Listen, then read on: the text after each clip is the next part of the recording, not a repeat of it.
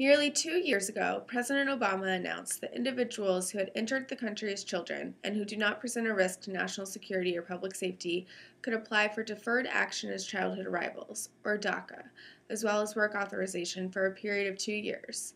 Now, many of the first young immigrants who applied for DACA are looking at renewal. Guidelines for cases granted by ICE are already in place, but procedures for renewal for the majority of cases, those by USCIS after August 15, 2012, are still developing. USCIS recently posted an update providing some idea of what the renewal process might look like for those who receive DACA through USCIS. While it is subject to change as the forms are going through the comment process, the proposals provide vital information about what the nearly 500,000 DACA grantees should do to prepare for the road ahead. With me today is Laura Lichter, immediate past president of AILA, to find out more about the renewal process. Laura, thanks for joining me.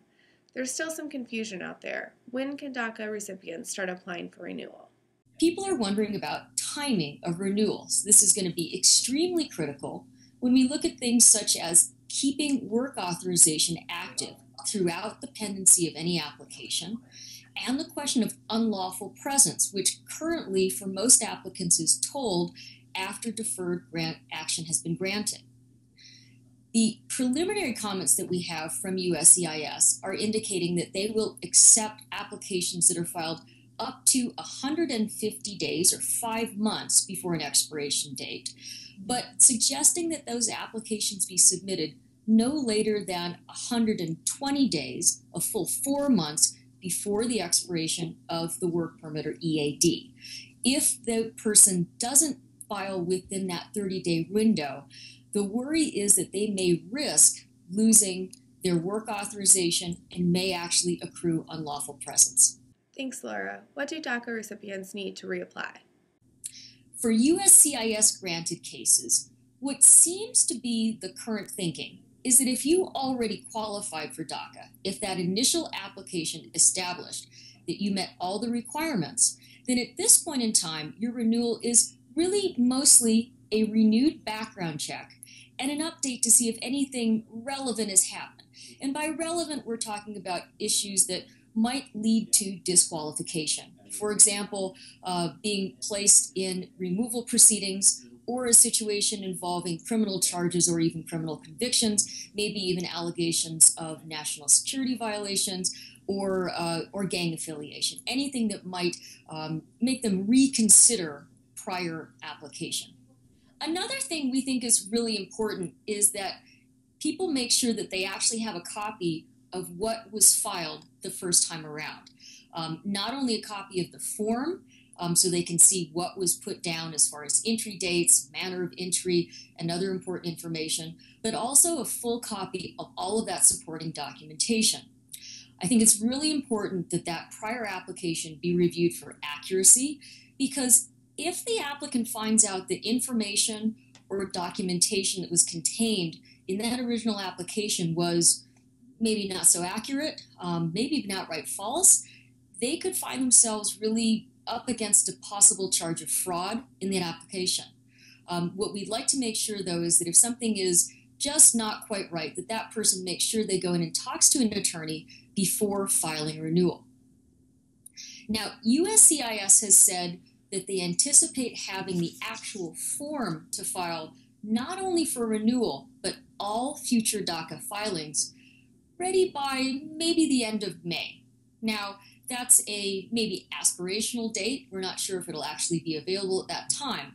But what's going to be important to understand is that new form is going to be the only form that a person can use to apply either for DACA initially or a renewal.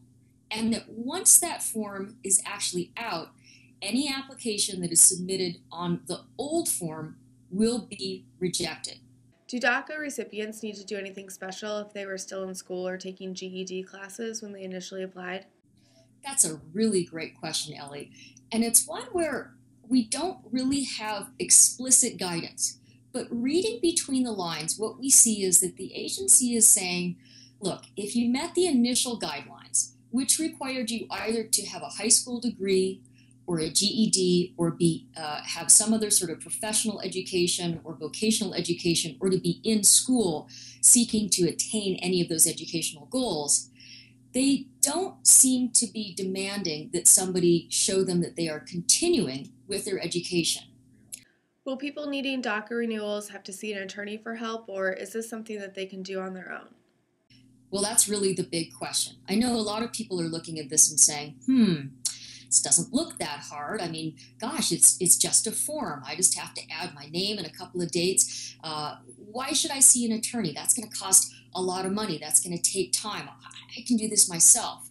And what we say to that is, the renewal process and maybe even an initial application can look simple, but the devil's in the details. The smart thing to do is to see an immigration lawyer or work with someone who's a BIA accredited representative, someone who works with a legitimate, recognized, nonprofit legal services provider before considering submitting a renewal. We know what works best is when potential candidates are screened not only for whether they qualify for DACA, but when they get a chance to have a knowledgeable immigration lawyer look at their eligibility for other kinds of relief. Thank you, Laura, for joining us. For the rest of you, please stay tuned for more updates from the American Immigration Lawyers Association.